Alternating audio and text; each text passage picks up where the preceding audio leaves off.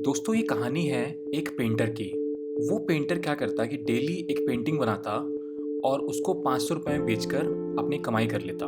ऐसे करते करते वो पूरे महीने में करीबन 15,000 रुपये इकट्ठा कर लेता था।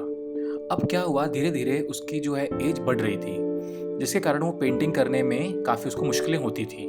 तो उसने सोचा क्यों ना अपने बेटे को भी ये जो कला है पेंटिंग की वो सिखाई जाए, जिससे उसका बेटा भी आगे चलकर एक अच्छा पेंटर बने और अपनी कमाई कर पाए। तो उसका जो बेटा है उसको भी थोड़ी बहुत पेंटिंग आती थी, क्योंकि उसने देखा था कि उसके पापा किस तरह से पेंटिंग करते हैं। तो अब जब उसके पापा ने उसको पेंटिंग सिखाई और बोला कि तुम्हें अब पेंटिंग करनी है और इससे तुम्हें मतलब पैसे कमाने हैं, तो बेटे ने मतलब बात मान ली और पेंटिंग सीखना स्टार्ट कर दिया। अब पिता ने अपने बेटे को पेंटिंग सिखाई और बेटे ने एक बड़ी अच्छी पेंटिंग बनाई। तो पिता ने बोला कि तुम इसको ले जाकर मार्केट में बेचो। जब वो बेटा वो पेंटिंग लेकर मार्केट में गया तो उसको वो सिर्फ 100 रुपये में बेच पाया। तो वो 100 रुपये लेकर अपने पापा के पास आया, बोला कि मैंने पेंटिंग को 100 रुपये में बेचा है। तो पिता बहुत खुश हुए कि अरे वाह, तुमने तो बहुत अच्छा काम किया और 100 रुपये में अपनी पेंटिंग बेच दी। लेकिन बेटा खुश नहीं था। उसने बोला कि आपकी पेंटिंग बिक रही थी 500 रुपये की और मेरी सिर्फ 100 रुपये में, तो ऐसा क्या है जो मैं अभी नहीं सीखा हूँ, आप मुझे सिखाइए। तो पिता ने अपने बेटे को और ट्रेंड किया और बेटे ने एक और पेंटिंग बनाई। उसके बाद तो फिर वो बेचने के लिए पेंटिंग को गया, तो इस बार उसको उसी पेंटिंग के 200 रुपये मिले। तो फिर से वो अपने पापा के पास आया वो 200 रुपये लेकर, लेकिन इस बार भी वो खुश नहीं था।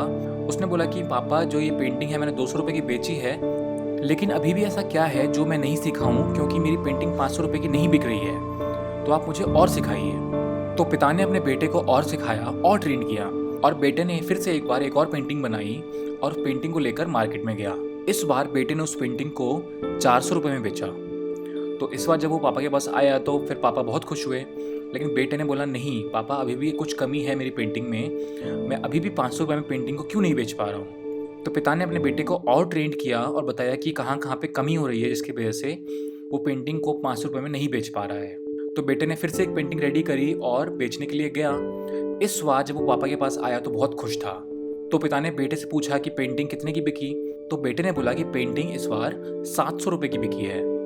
तो पिता ने अपने बेटे को शाबाशी दी और बोला कि चलो अब मैं तुम्हें 1000 रुपये की पेंटिंग बनाना सिखाता हूँ। तो बेटे ने बोला बस पापा, आप पूरी ज़िंदगी 500 रुपये की पेंटिंग बेचते आए हैं और आप मुझे 1000 रुपये की पेंटिंग बनाना सिखाएंगे। मैं अब आपसे ज़्यादा अच्छी पेंटिंग बनाता हूँ और मुझे कोई ज़रूरत नहीं है आपसे और पेंटिंग सीखने की। पिता ने बोला बेटा बस, यही चीज़ ऐसी है कि इसके बाद तुम अब ग्रोथ नहीं कर पाओगे, इसके तुम आगे नहीं बढ़ पाओगे। बिकॉज जब मेरे पापा ने मुझे पेंटिंग करना सिखाया था तो वो भी सिर्फ 300 रुपये में पेंटिंग बेचते थे, लेकिन जब मैंने 500 रुपये की पेंटिंग बेच दी तो मैंने भी अपने पापा को यही कहा था कि आप सिर्फ 300 की पेंटिंग बेचते हैं और मैंने 500 की पेंटिंग बेच ली है। और उसके बाद से मेरी ग्रोथ ही नहीं हुई, मैं सिर्फ 500 की पेंटिंग ही बेचता आया हूँ अभी तक, क्योंकि मैंने सीखना छोड़ दिया। मुझे लगा कि इससे ज़्यादा की पेंटिंग मेरे पापा मुझे सिखा नहीं सकते हैं बनाना, और उसके आगे मैंने सीखा ही नहीं। लेकिन अगर मैं उनसे और पेंटिंग सीखता तो ज़रूर मैं इससे भी काफ़ी अच्छी पेंटिंग बना रहा होता, लेकिन मैंने उस समय ऐसा नहीं किया।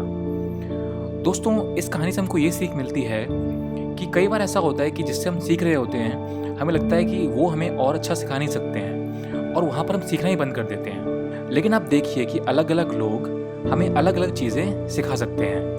मतलब ऐसा ज़रूरी नहीं है कि एक ही इंसान आपको सब कुछ सिखा दे, लेकिन कई सारे लोग आपको कई सारी चीज़ें सिखा सकते हैं। तो आपको क्या करना है, कभी भी अहंकार नहीं करना है, घमंड नहीं करना है कि मैंने सब कुछ सीख लिया है अब मुझे सीखना नहीं है। आपके जीवन के अंत तक आपको ये कोशिश करनी है कि मैं हर दिन कुछ नया सीखूं, जिससे कि आप में और भी विकास हो पाए और भी डेवलपमेंट हो पाए।